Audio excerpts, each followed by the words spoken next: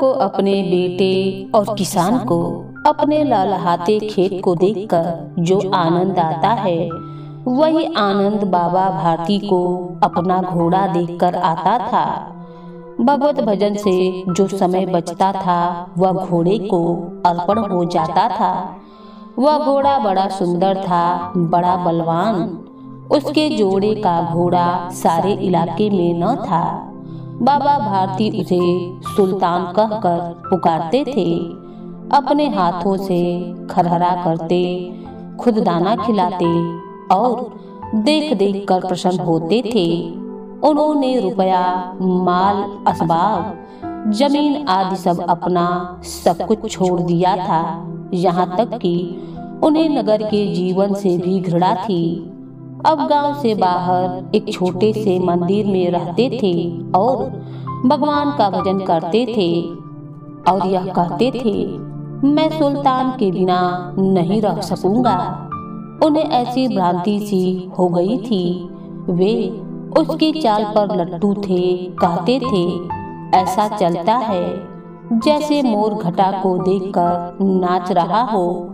जब तक संध्या समय सुल्तान पर चढ़कर 8-10 मील का चक्कर न लगा लेते, उन्हें चैन न आता था।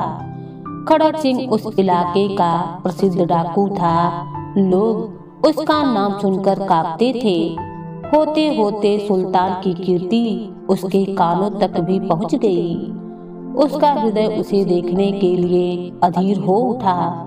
वह एक दिन दोपहर के समय बाबा भारती के पास पहुंचा और नमस्कार करके बैठ गया। बाबा भारती ने पूछा, खड़क सिंह क्या हाल है? खड़क सिंह ने सिर झुकाकर उत्तर दिया, आपकी दया है। कहो इधर कैसे आ गए? सुल्तान की चाह खींच लाई है। विचित्र जानवर है, देखोगे तो प्रसन्न हो जाओगे। मैंने भी बड़ी प्रशंसा सुनी है। उसकी चाल तुम्हारा मन मोह लेगी। कहते हैं देखने में भी बहुत सुंदर है। क्या कहना, जो उसे एक बार देख लेता है उसके हृदय पर उसकी छवि अंकित हो जाती है। बहुत दिनों से अभिलाषा थी, आज उपस्थित हो सका हूँ। बाबा भारती और खड़क सिंह अस्तबल में पहुँचे। बाबा ने घोड़ा दिखाया घमंड से। खड़क सिंह ने देखा आश्चर्य से। उन्होंने सैकड़ों घोड़े देखे थे। उसने सैकड़ों घोड़े देखे थे, परंतु ऐसा बाका घोड़ा उसकी आंखों से कभी नहीं गुजरा था। सोचने लगा, भाग्य की बात है, ऐसा घोड़ा खड़क सिंह के पास होना चाहिए था। इस साधु को ऐसी चीजों से क्या लाभ? कुछ देर तक आश्चर्य से चुपचाप खड़ा रहा। उसके पश्चात उसके हृदय में हलचल होने लगी। बालकों सी अधीरता से बोला, परंतु बाबा जी, इसकी चाल न देखी तो क्या देखा? दूसरे के मुख से सुनने के लिए उनका हृदय भी अधीर हो गया। घोड़े को खोलकर बाहर गए। घोड़ा वायु वेग से उड़ने लगा। उसकी चाल को देखकर खड़क सिंह के हृदय पर सांप लौट गया। वह डाकू था और जो वस्तु उसे पसंद आ जाती थी उस पर वह अपना अधिकार समझता था। उसके पास बाहुबल था और आदमी भी। जाते जाते उसने कहा, बाबा जी, मैं यह घोड़ा आपके पास न रहने दूंगा। बाबा भारती डर गए। अब उन्हें रातों को नींद न आती थी। सारी रात अस्तबल की रखवाली में कटने लगी। प्रतिक्षण खड़क सिंह का भय लगा रहता था, परंतु कई मास बीत गए और वह न आया। यहाँ तक कि बाबा भारती कुछ असावधान हो गए और इस भय को स्वप्न के भय की नाही मिथ्या समझने लगे। एक दिन संध्या का समय था। बाबा भारती सुल्तान की पीठ पर सवार होकर घूमने जा रहे थे। इस समय उनकी आंखों में चमक थी, मुख पर प्रसन्नता थी। कभी घोड़े के शरीर को देखते थे तो कभी उसके रंग को, और मन में फूले न समाते थे। सहसा एक ओर से आवाज आई, ओ बाबा, इस कंगले की सुनते जाओ। आवाज में करुणा थी। बाबा ने घोड़े को रोक लिया। देखा एक अपाहिज वृक्ष की छाया में पड़ा करा रहा है। बोले, क्यों, तुम्हें क्या कष्ट है? अपाहिज ने हाथ जोड़कर कहा, बाबा, मैं दुखियारा हूँ, मुझ पर दया करो। रामवाला यहाँ से 3 मील है, मुझे वहाँ जाना है। घोड़े पर चढ़ा लो, परमात्मा भला करेगा। वहाँ तुम्हारा कौन है? दुर्गा दत्त वैद्य का नाम आपने सुना ही होगा। मैं उनका सौतेला भाई हूँ। बाबा भारती ने घोड़े से उतरकर अपाहिज को घोड़े पर सवार किया और स्वयं उसकी लगाम पकड़कर धीरे धीरे चलने लगे। सहसा उन्हें एक झटका सा लगा और लगाम हाथ से छूट गई। उनके आश्चर्य का ठिकाना न रहा जब उन्होंने देखा कि अपाहिज घोड़े की पीठ पर तनकर बैठा है और घोड़े को दौड़ाए लिए जा रहा है। उनके मुख से भय, विस्मय और निराशा से मिली हुई चीख निकल गई। वह अपाहिज डाकू खड़क सिंह था। बाबा भारती कुछ देर तक चुप रहे और कुछ समय पश्चात कुछ निश्चय करके पूरे बल से चिल्लाकर बोले, जरा ठहर जाओ।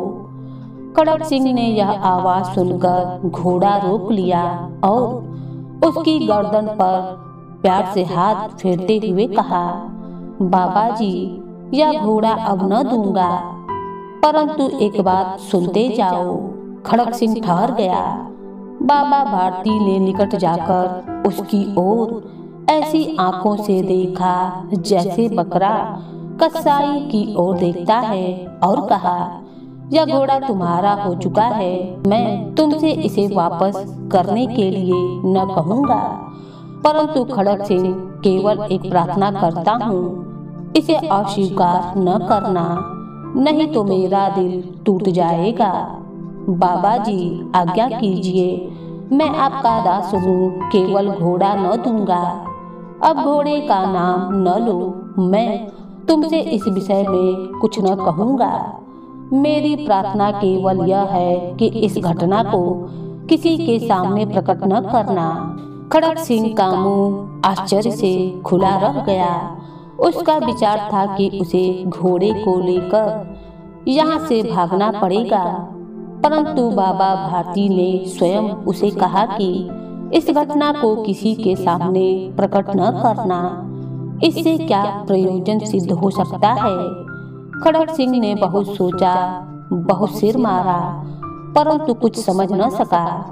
हार कर उसने अपनी आंखें बाबा भारती के मुख पर गड़ा दी और पूछा, बाबा जी, इसमें आपको क्या डर है? सुनकर बाबा भारती ने उत्तर दिया, लोगों को यदि इस घटना का पता चला तो वे दीन दुखियों पर विश्वास न करेंगे। यह कहते कहते उन्होंने सुल्तान की ओर से इस तरह मुंह मोड़ लिया जैसे उनका उससे कभी कोई संबंध ही न रहा हो। बाबा भारती चले गए, परंतु उनके शब्द खड़क सिंह के कानों में उसी प्रकार गूंज रहे थे। सोचता था, कैसे ऊंचे विचार हैं, कैसा पवित्र भाव है। उन्हें इस घोड़े से प्रेम था। इसे देखकर उनका मुख फूल किना ही खिल जाता था। कहते थे, इसके बिना मैं न रह सकूंगा। इसकी रखवाली में वे कई रात सोए नहीं, भजन भक्ति न कर रखवाली करते रहे, परंतु आज उनके मुख पर दुख की रेखा तक न दिखाई पड़ती थी। उन्हें केवल यह ख्याल था कि कहीं लोग दीन दुखियों पर विश्वास करना न छोड़ दें। ऐसा मनुष्य मनुष्य नहीं देवता है। ऐसा सोचकर खड़क सिंह पूरी रात न सो सका। पूरा दिन बेचैन रहा। दूसरे दिन रात को वह रात्रि के अंधेरे में खड़क सिंह बाबा भारती के मंदिर में पहुंचा। चारों ओर सन्नाटा छाया हुआ था। आकाश में तारे टिमटिमा रहे थे। थोड़ी दूर पर गांव के कुत्ते भी भौंक रहे थे। मंदिर के अंदर कोई शब्द सुनाई न देता था। खड़क सिंह सुल्तान की बाग पकड़े हुए था।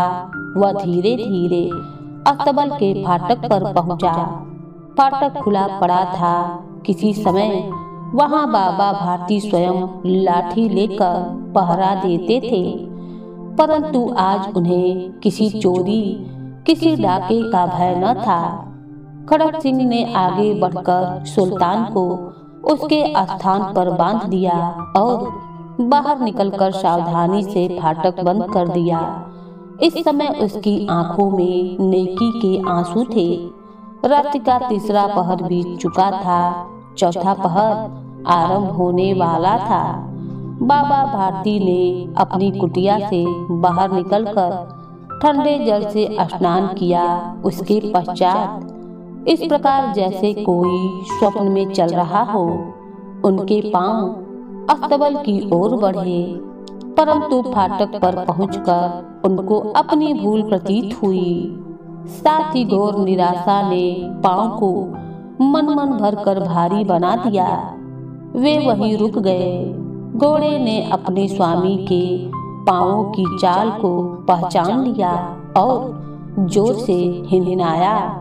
अब बाबा भारती आश्चर्य और प्रसन्नता से दौड़ते हुए अंदर घुस पड़े और अपने प्यारे घोड़े के गले से लिपटकर इस प्रकार रोने लगे मानो कोई पिता बहुत दिन से बिछड़े हुए पुत्र से मिल रहा हो। बार बार उसकी पीठ पर हाथ फेरते थे, बार बार उसके मुख पर थपकियां देते थे। फिर वे संतोष से बोले, अब कोई दिन दुखियों से मुंह न मोड़ेगा।